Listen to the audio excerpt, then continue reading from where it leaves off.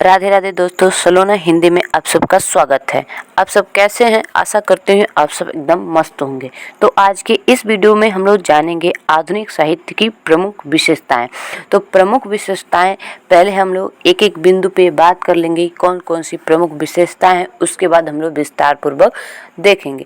तो चलिए देखते हैं कौन कौन सी प्रमुख विशेषता है आधुनिक साहित्य की। ठीक है, तो प्रमुख विशेषताओं में आपकी आते हैं गद्य का विकास, दूसरी आती है खड़ी बोली का विकास, तीसरा आपका आता है जनवादी विचार का प्राधान्य, चौथा आपका आता है राष्ट्रीयता की प्रधानता, उसके बाद आपका आता है पांचवा प्राकृतिक का विविध चित्रण, छठा आता है आपका नारी नए परिवेश में, सातवां आपका आता है मनोविश्लेषणात्मक प्रवृत्ति, उसके बाद नेक्स्ट आपका आता है शैलीगत वैशिष्ट्य, उसके बाद आपका नौवां विशेषता आता है वादों का प्राधान्य, उसके बाद आपका 10वां आता है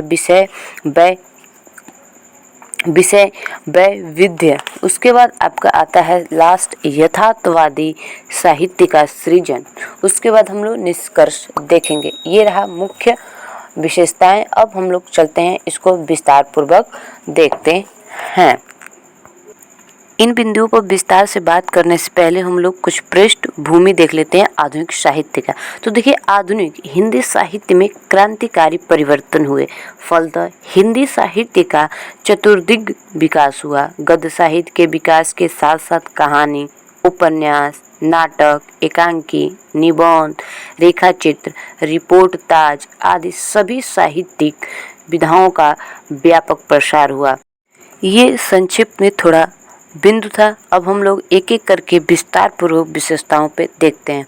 तो पहली विशेषता मैंने आपको बताई थी गद्य का विकास। तो गद्य का विकास इस काल की सबसे बड़ी देन है। इसके पूर्व केवल पद का ही विकास हो पाया था, किंतु गद्य का द्वार बंद था, परंतु इस काल में पद का विकास हुआ। फलतः कहानी, निबंध, नाटक, एकांकी, उपन्यास आदि सभी कुछ लिखे जाने लगा, जिससे हमारे साहित्य की विविधतात्मक प्रगति हुई। इस युग की गद्यात्मक विशेषताओं को लक्ष्य कर आलोचक इसे गद्य भी कहते हैं। गद्य का आविर्भाव इस युग की प्रमुख विशेषता रही है। दूसरी विशेषता मैंने आपको बताया था खड़ी बोली का विकास। चलिए अब हम लोग इसको विस्तार से देखते हैं। तो खड़ी बोली का विकास जो है आपका इस युग की दूसरी क्रांतिकारी विशेषता है। खड़ी बोली में अंग्रेजी, उर्दू आदि भाषाओं का समावेश हुआ, जिससे खड़ी बोली का शब्द भंडार भी पर्याप्त विकसित हो गया। इस युग की साहित्यिक भाषा बनने में समर्थ रही। अगली विशेषता है जनवादी विचारों का प्राधान्य। वर्तमान साहित्य में जनवादी विचारों को प्रधानता मिली। अब साहित्य विचारों को पुलनित न रहकर जनमानस के विचारों से समन्वय स्थापित कर गतिशील हुआ, किंतु यह कार्य भी यथार्थ के धरातल पर ही हुआ। अगली विशेषता है राष्ट्रीयता की प्रधानता। राजनीतिक चेतना के कारण इस काल में साहित्य में राष्ट्रीयता की भावना का खूब प्रसार हुआ। साहित्यकारों ने देश की गीत गाए, समाज के कमजोर वर्गों के प्रति ध्यान दिया गया और उनके समस्याओं को अपने वाणी द्वारा मुखरित कर उनके दुख दैन्य को दूर करने का प्रयास किया गया। हिंदू मुस्लिम एकता का भी प्रयास हुआ। गांधी जी के अहिंसात्मक आंदोलन के चित्रण द्वारा राष्ट्रीय प्रेम की निर्झरी प्रवाह हुई और विश्व बंधुत्व की भावना का भी स्वर बुलंद हुआ। राष्ट्रीयता की भावना में ये सारी बातें की जाती हैं। अगली विशेषता आपकी है प्राकृतिक का विविध चित्रण। प्राकृतिक का वैविध्यपूर्ण चित्रण इस काल की अपनी निजी विशेषता है। साहित्य में प्रकृति का मानवीकरण इस काल में सर्वथा नवीन प्रयोग हुआ तथा साथ ही प्राकृतिक सौंदर्य के मनोरम चित्र देखने को मिले। अगली विशेषता है नारी नए परिवेश में। इस युग में विषयक पूर्व मान्यताओं को तिलांजलि देकर उसे नए रूप में देखने का प्रयास किया गया। इस युग में नारी केवल वासना पूर्ति का साधन न ही रह गई वरन उसे शक्ति पुंज के रूप में देखा गया। इसके आंतरिक सौंदर्य का उद्घाटन भी होता है। अगली विशेषता है मनोविश्लेषणात्मक प्रवृत्ति। आधुनिक काल के साहित्य पर फ्रायड के मनोवैज्ञानिक विश्लेषणात्मक का भी प्रभाव पड़ा।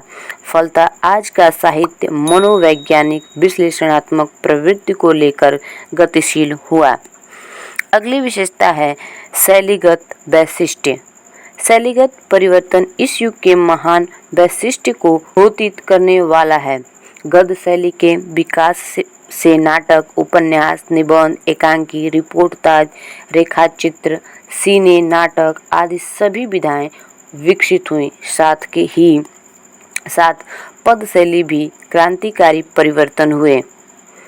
फलतः शैलियों में पद साहित्य विकसित हुआ। छायावादी, रहस्यवादी, प्रगतिवाद काव्य शैली इनकी देन है। अगली विशेषता है वादों का प्राधान्य। वर्तमान कालीन साहित्य एक प्रकार से वेदों का साहित्य है। छायावाद, रहस्यवाद, स्वच्छंदवाद, हालावाद, पलायनवाद, प्रगतिवाद, प्रतीकवाद, प्रयोगवाद आदि न जाने कितने वाद आज हिंदी का गौरव बढ़ा रहे हैं। अकवितावाद भी वर्तमान समाज में खूब पनप रहा है। इन विविध वादों की वैचारिक पृष्ठभूमि द्वारा एक और यदि अपने हमारी बौद्धिक क्षमता का परिमार्जन हुआ है तो दूसरी ओर साहित्यकारों की संख्या में भी अभिवृद्धि हुई है। अगली विशेषता है विशेष वैविध्य। आधुनिक साहित्य में समाज के उन निम्न स्तरीय तबकों को भी स्थान मिला है जिनके विषय में पूर्व साहित्यकारों ने सोचा भी न था। इतना ही नहीं, उन निरर्थक समाज विषयों पर भी साहित्यकारों ने दृष्टिपात किया है जो आज तक अपेक्षित रहे हैं, यथा कुकुरमुत्ता, कूड़ा करकट, गली, मील का भोपू, रेल का इंजन आदि। इस प्रकार का विषयक वैशिष्ट्य इनके पूर्व कालों में देखने को मिलता है। अगली विशेषता है आपका यथार्थवादी साहित्य का सृजन। संपत्ति समाज में ऐसे साहित्य का सृजन हो रहा है जो यथार्थ के धरातल पर रचा साहित्य जनमानस के अनुकूल रहा हो, लेकिन यथार्थ के नाम पर अश्लील वर्णन भी संपत्ति देखने को मिलते हैं। ये रहे सारे विशेषताएं। अब हम लोग देखते हैं निष्कर्ष।